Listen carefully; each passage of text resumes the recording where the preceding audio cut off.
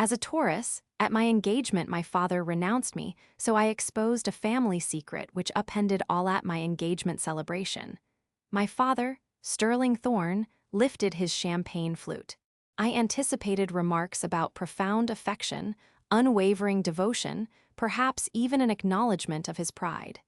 Instead, his gaze pierced mine as he declared, "You'll never inherit a dime.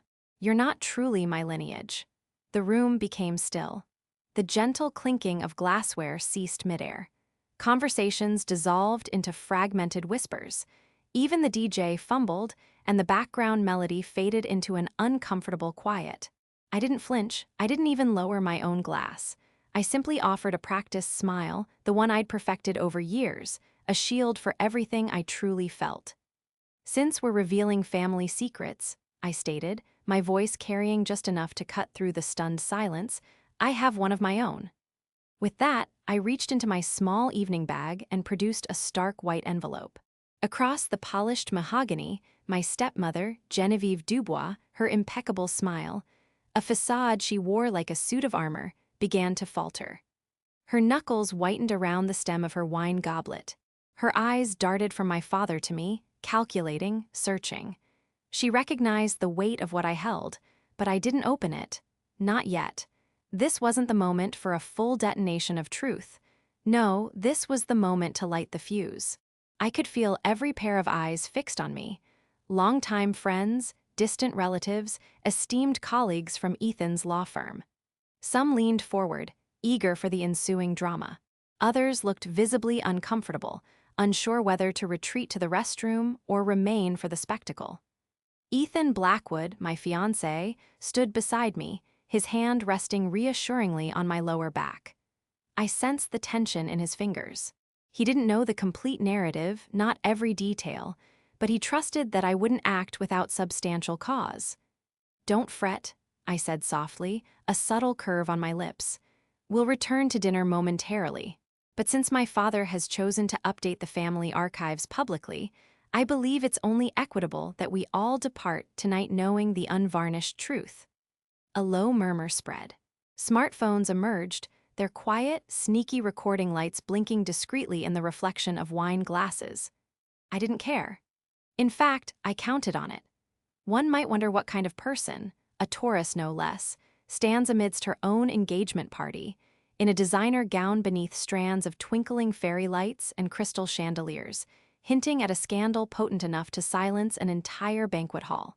The answer is someone pushed beyond her limits for years.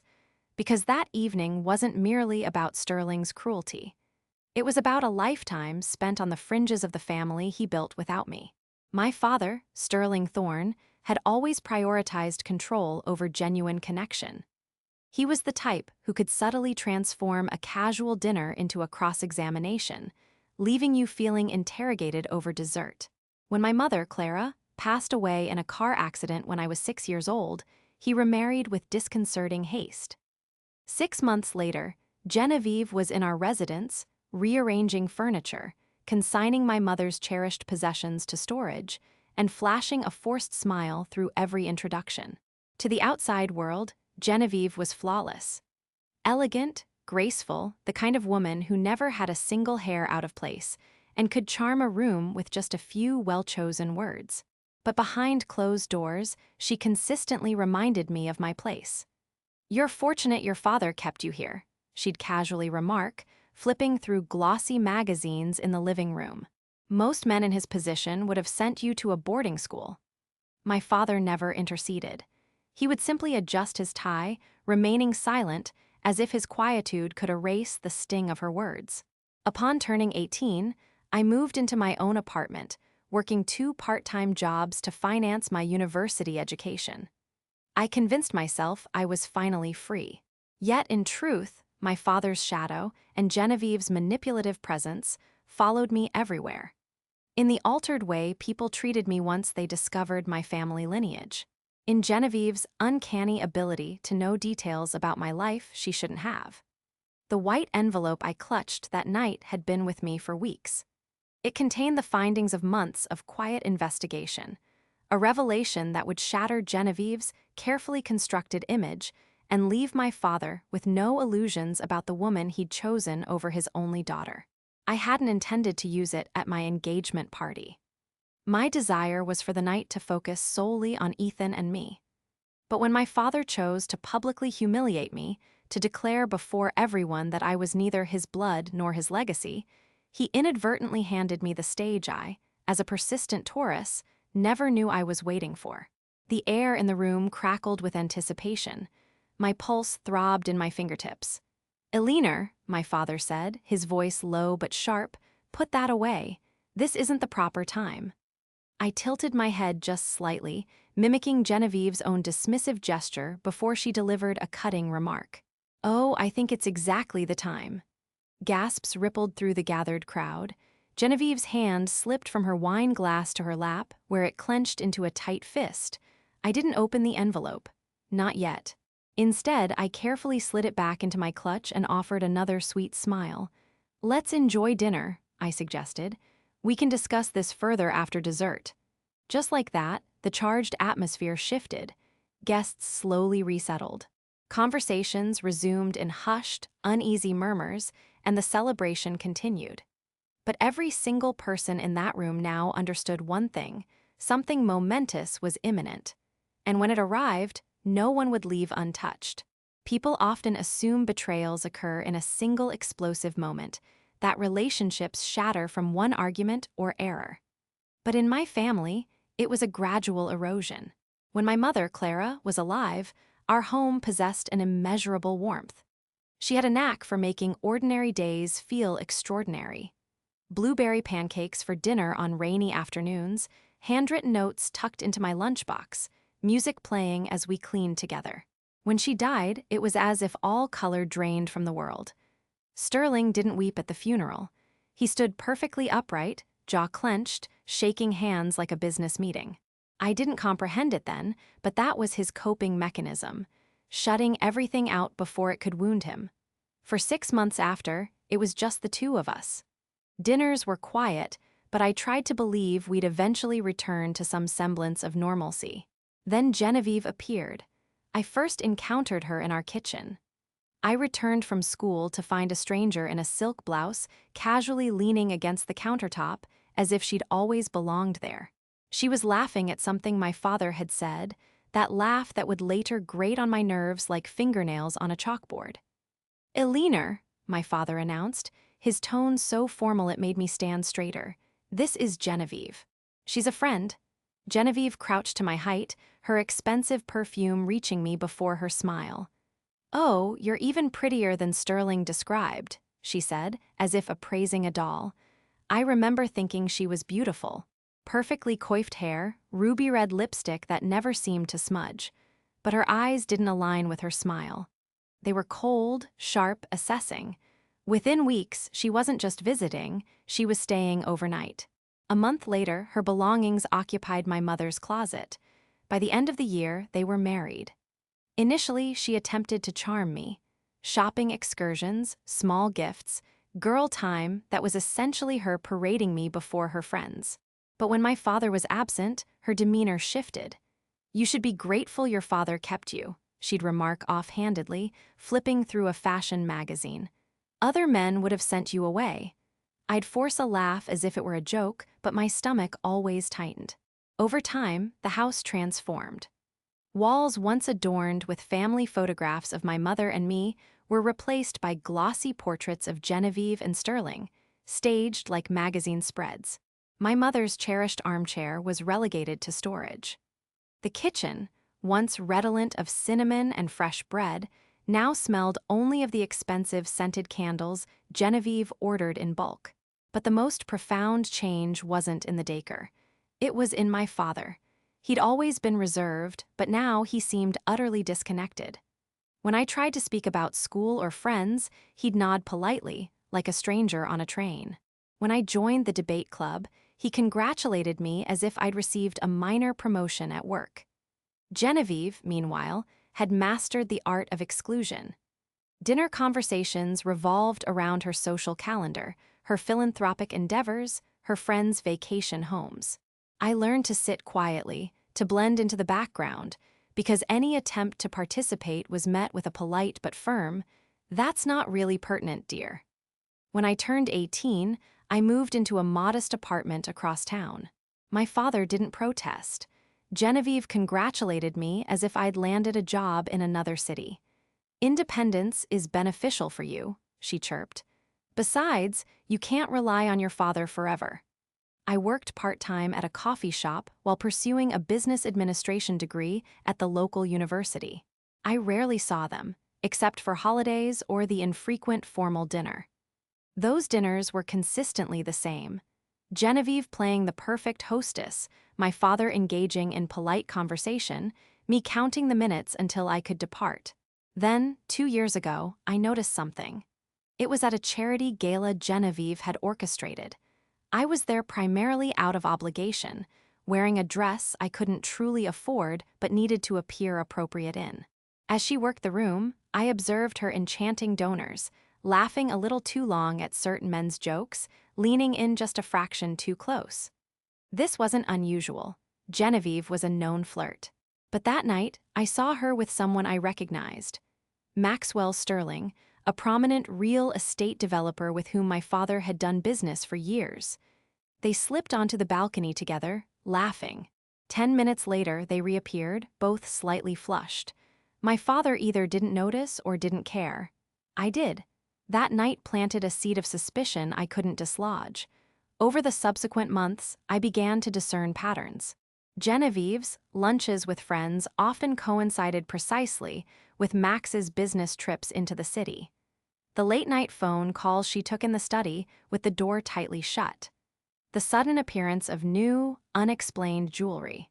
I lacked concrete proof, but I had a distinct feeling.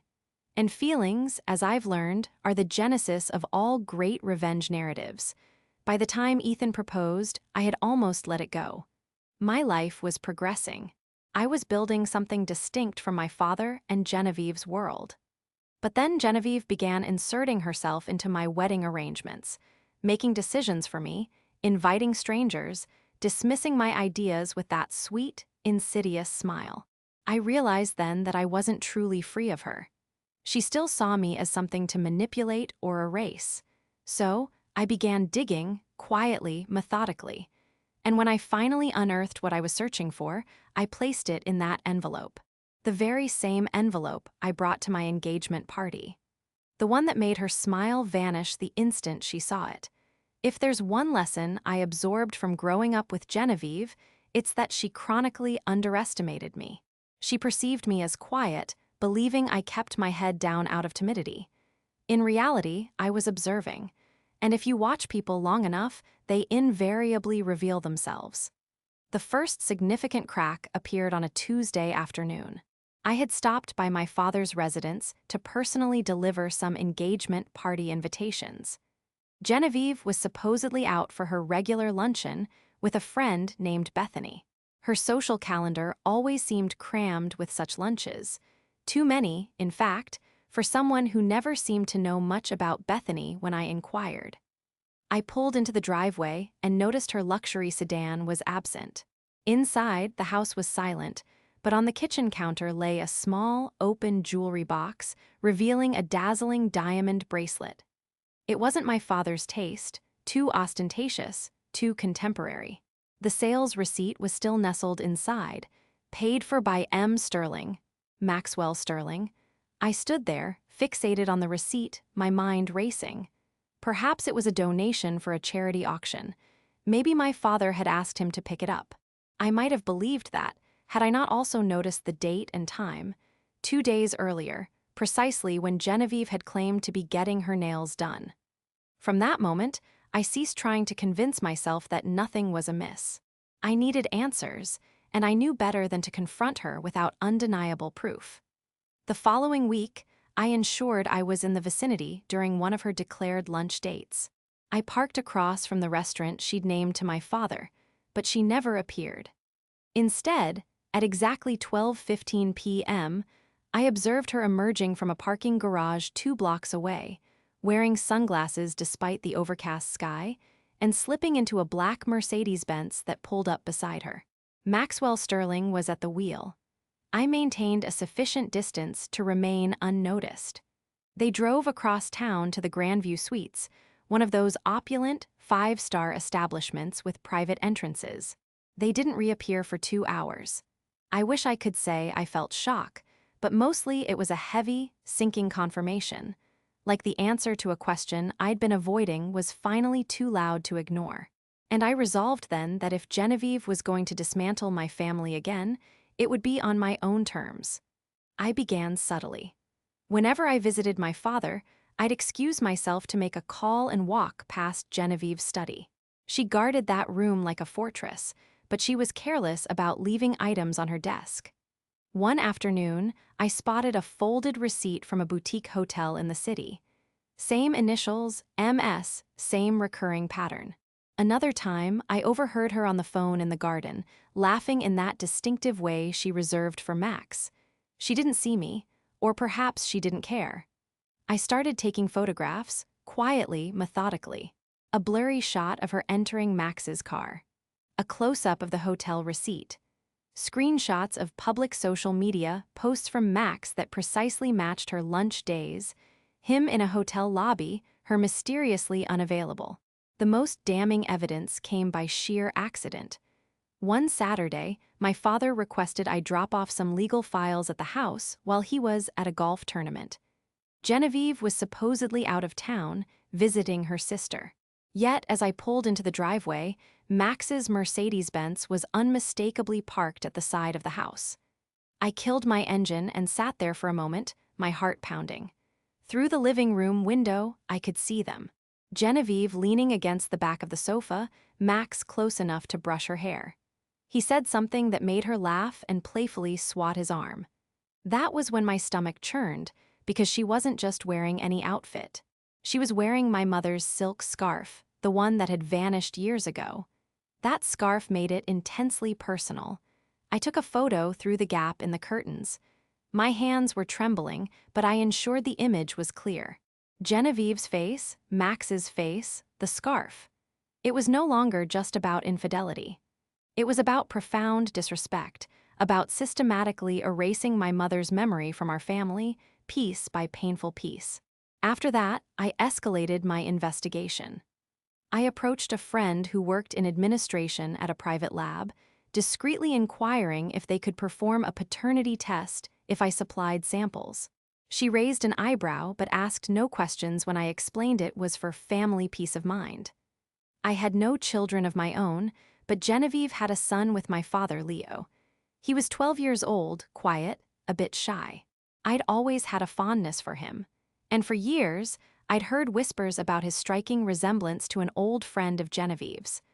I loathed myself for even considering it.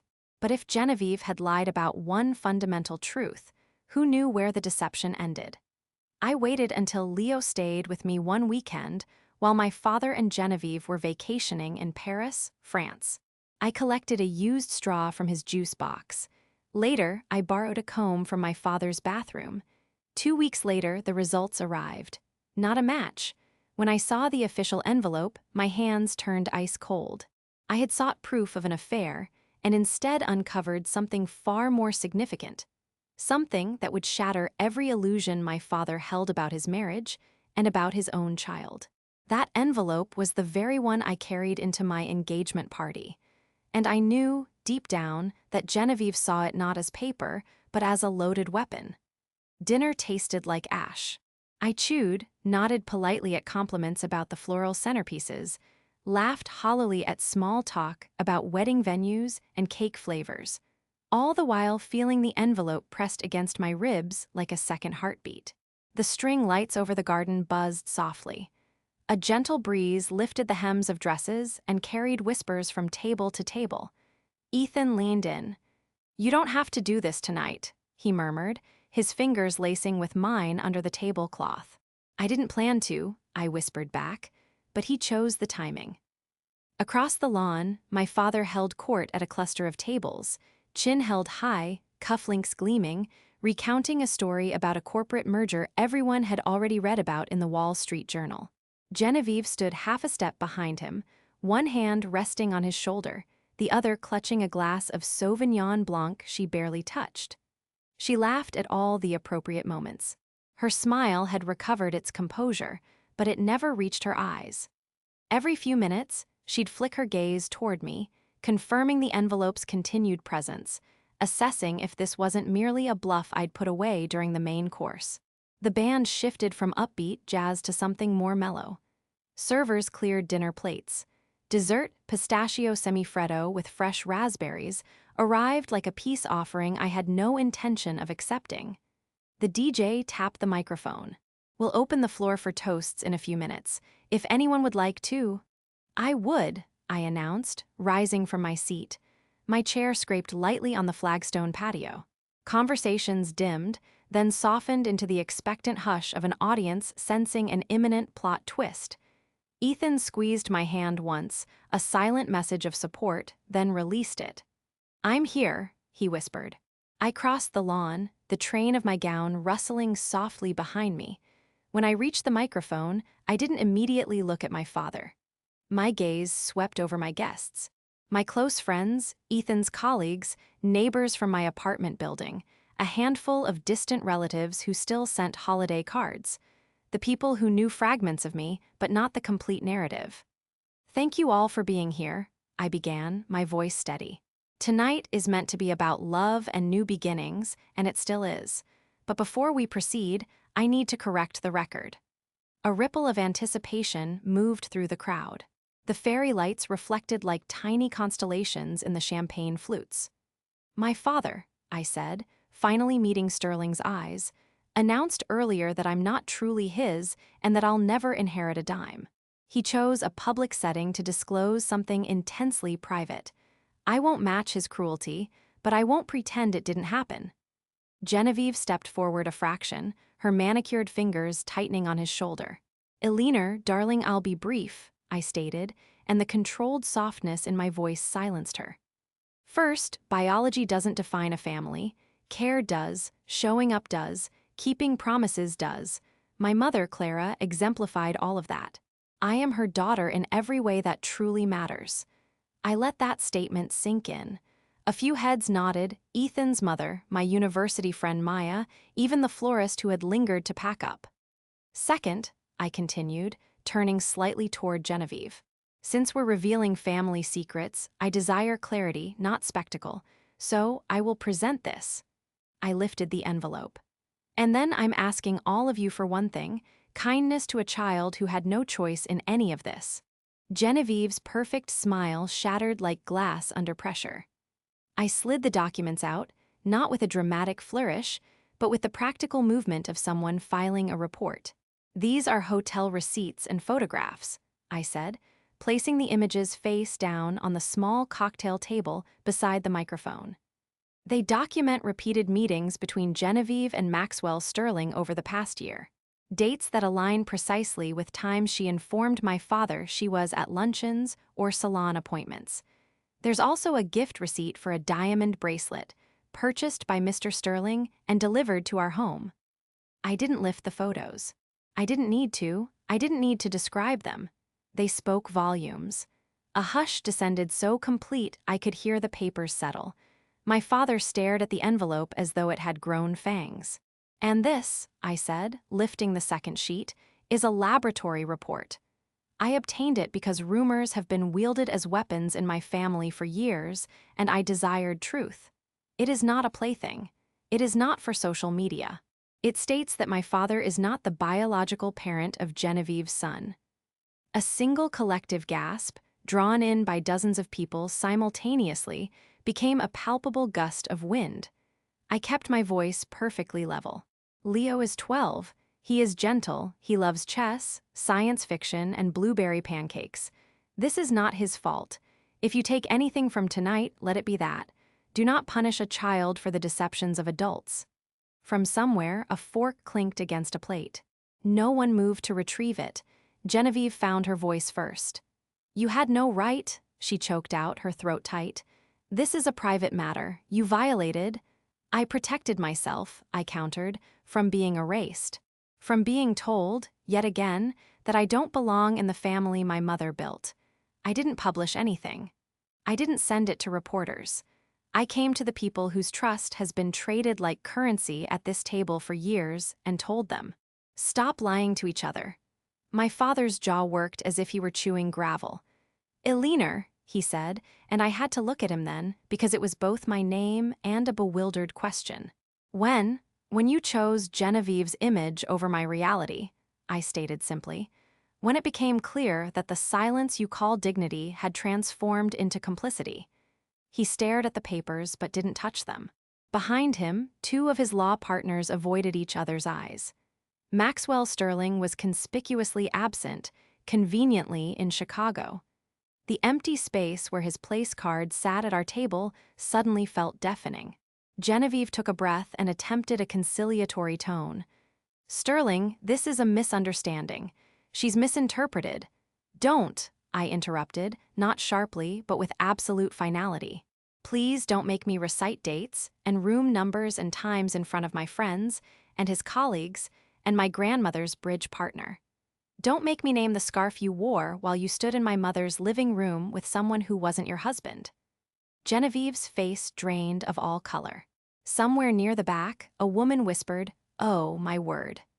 I turned back to the microphone, my hands steady now that the most difficult truths were spoken. "I'm not here for financial gain. Keep the trust funds. Keep the mansion. Keep the foundation board seats and the antique china. I'm here to delineate between truth and performance. I am marrying a man who truly knows me. I intend to build a life where love is not a weapon and secrets are not currency." I looked directly at my father. "You wounded me tonight. You've wounded me for years by remaining passive while others acted. If you wish to rectify this, begin with Leo. Tell him the truth. Gently, with professional help. He deserves certainty more than anyone here." Silence lingered for 3 long heartbeats. Then Ethan walked up, not to shield me, but to stand beside me, an equal partner. He placed a steady hand on the small of my back.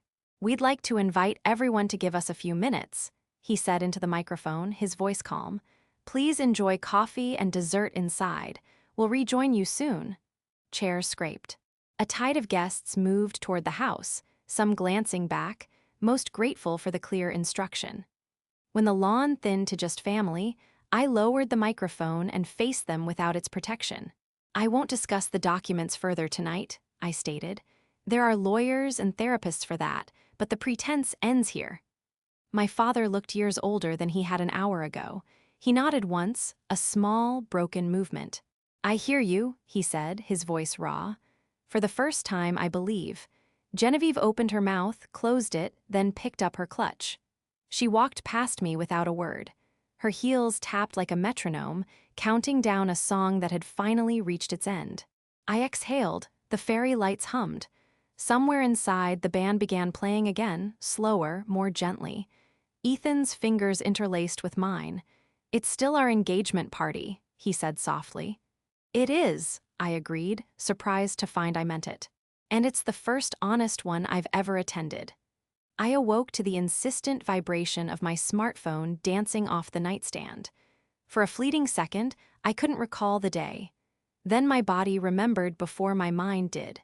A familiar knot in my stomach, the lingering taste of adrenaline, missed calls, my father, Sterling, twice. A text from Ethan, already at his office. "Coffee on your counter. I'm a call away." A message from an unknown number that simply read, "You went too far."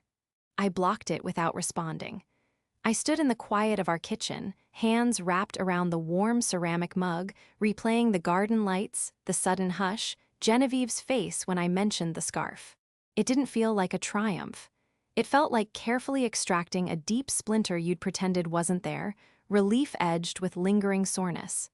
At 8:12 a.m., my father called again. I let it ring twice, then answered. "Eleanor," he said, his voice ragged, "I need your help." 1,000 retorts flickered through my mind. "Now you call. I'm not your assistant. Ask your wife." But none of them would benefit the only person who didn't deserve any of this. "Is this about Leo?" I inquired. "Yes." A pause. I don't know where to begin. He's at school. Genevieve didn't come home." I closed my eyes. "We shouldn't tell him alone." He'll need a safe, neutral space and someone trained to guide the conversation. I already called Dr. Eris Thorne, he said quickly, as if fearing I'd hang up. From the Harmony Point Community Center, where you volunteer. She said she could see us this afternoon if you come. I gazed at the steam rising from my coffee. I'll be there, I confirmed. Thank you, he whispered. And in that single word, I heard something I hadn't heard from him in years. Genuine humility. The hours between the call and the appointment stretched like taffy. I worked from our small dining table, taking 2 client calls I barely recall. At 11 o'clock a.m., Ethan returned home with sandwiches we didn't touch. You don't have to shoulder all of this, he said gently, his thumb brushing my wrist. I don't, I replied. Just this one. At 2:45 p.m., I pulled into the parking lot outside the Harmony Point Community Center. It smelled faintly of tempera paint, hand sanitizer, and the sweet aroma from the bakery next door.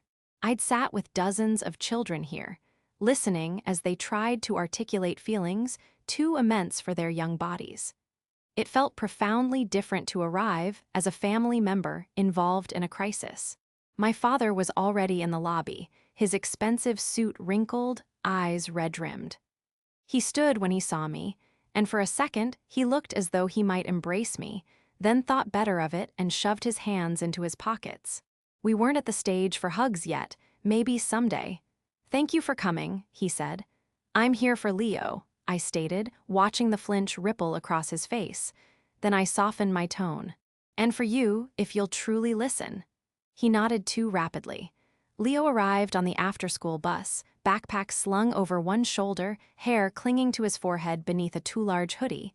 His face brightened when he spotted me. Eleanor, did you bring the new chess book? I swallowed. Next time, buddy. We're going to talk with Dr. Thorne today. Okay? All of us.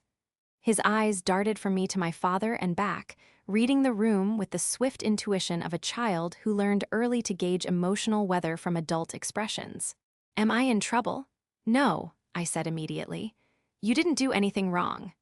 Inside Dr. Thorne's office, the walls were adorned with colorful drawings and a dry erase board displaying the words, "Feelings don't make you bad," in neat cursive. She was petite with calming eyes and a voice that could transform panic into coherent sentences. We settled into a loose circle. My father couldn't quite meet Leo's gaze, so he looked at me. I shook my head once, not me. Dr. Thorne caught the gesture, then addressed my father without judgment.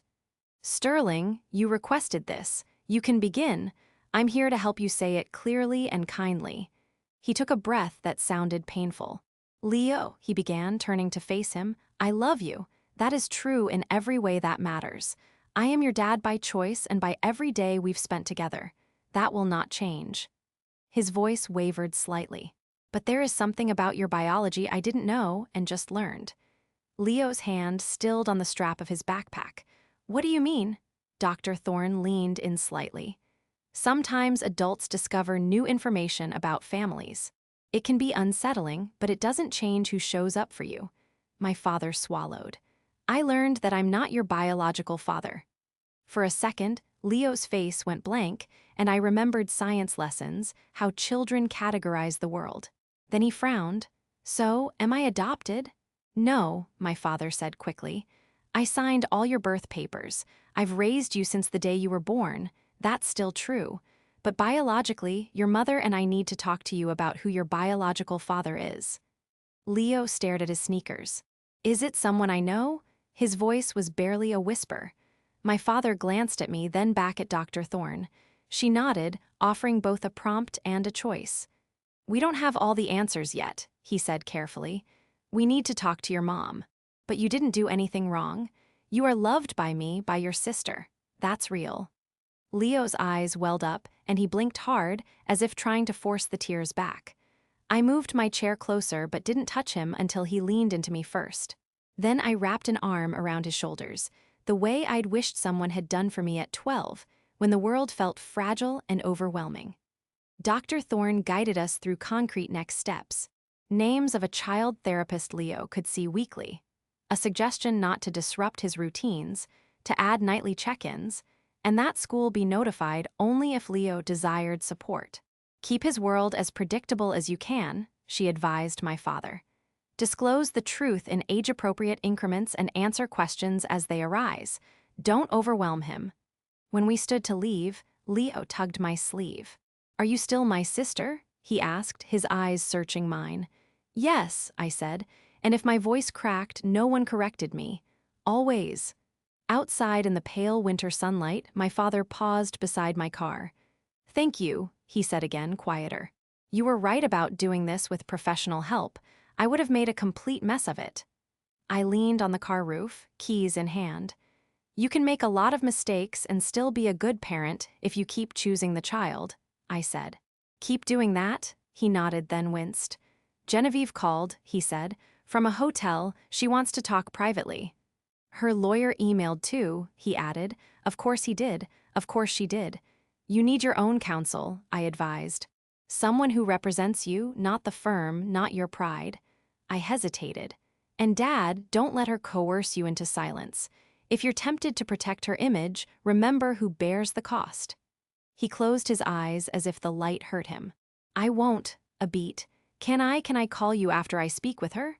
The question was so simple, so uncharacteristic, that I felt a sting behind my eyes before I could stop it. "Yes," I said. "Within reason. Boundaries aren't punishment. They're scaffolding." He almost smiled. "You sound like your mother." I stared at him. "Which one?" "Clara," he said, certainty anchoring the name. "The one who taught both of us how to be decent." That night, our home was a quiet chaos. Ethan made pasta, oversalting it, and we ate every bite as if grateful to simply be home. I replied to 3 texts from cousins who had attended the party, each a variation of "Are you okay?" I ignored one from a number that appeared to belong to Maxwell Sterling's office. At 9:00 p.m., my father called. "I told Genevieve I want a separation," he said without preamble. "I asked her to move out. She objected. I told her we'll discuss terms through lawyers." "That's good," I said, and meant it. "How's Leo?" "Asleep on the couch. He asked if I'd read him the first chapter of The Hobbit. We haven't done that since he was 9. His voice softened. "He asked if you'd come by Saturday." I told him I'd ask. "I will," I said. "Bring blueberries, we'll make pancakes." After we hung up, I stood at the sink and watched our reflections in the dark window, me, feeling older than my years. Ethan behind me, steady as a lighthouse. He slid his arms around my waist and rested his chin on my shoulder. "What's the headline for today?" he asked. I pondered it. "Truth told without spectacle," I said. "And a kid went to sleep knowing he was loved." "That's a good day," he affirmed. "It is," I responded. And for the first time since the party, I genuinely believed it. Real life rarely resolves itself in one grand scene. It unravels in emails, court dates, voicemail messages you rehearse 10 times before returning, and grocery lists with eggs, laundry detergent, call therapist interspersed. The week after the engagement party, Genevieve moved into a furnished apartment near the river. She sent a single text. "You humiliated me," then forwarded a letter from her attorney requesting I preserve all materials. I replied with our counsel's information and disabled read receipts.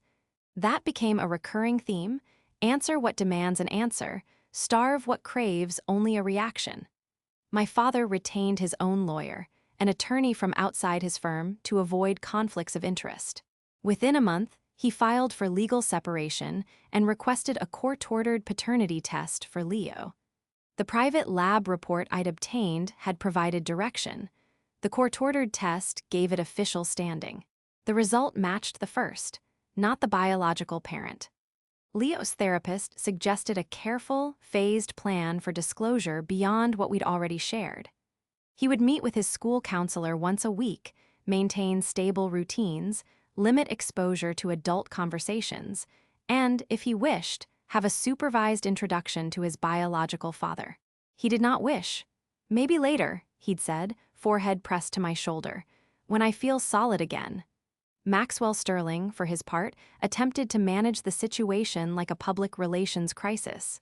He issued a terse statement calling the matter deeply personal and private, and clarified that he had always respected the Thorne family. He did not deny paternity. He did not claim it either.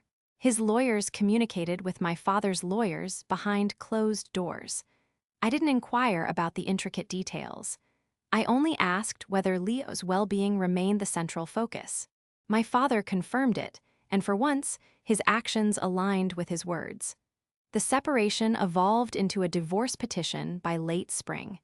Genevieve's counsel fought vigorously on optics, presenting photographs from charity events, offering testimonials about her role as a supportive spouse. The paper trail said one thing, the hotel receipts and transaction logs said another. I did not testify. I didn't need to. The case wasn't about me, and inserting myself would have fueled the very performance I was striving to end. Meanwhile, our wedding date drew closer. Not the elaborate spectacle Genevieve had once tried to orchestrate, but a small, intimate ceremony beneath ancient maple trees in a charming park we could walk to. We opted for a string trio over a loud band, handwritten vows over scripted toasts. My simple ivory dress had deep pockets, ample enough for lip balm, and a folded note containing my mother's recipe for blueberry pancakes, which I carried like a cherished talisman. 2 months before the ceremony, my father requested to meet for coffee.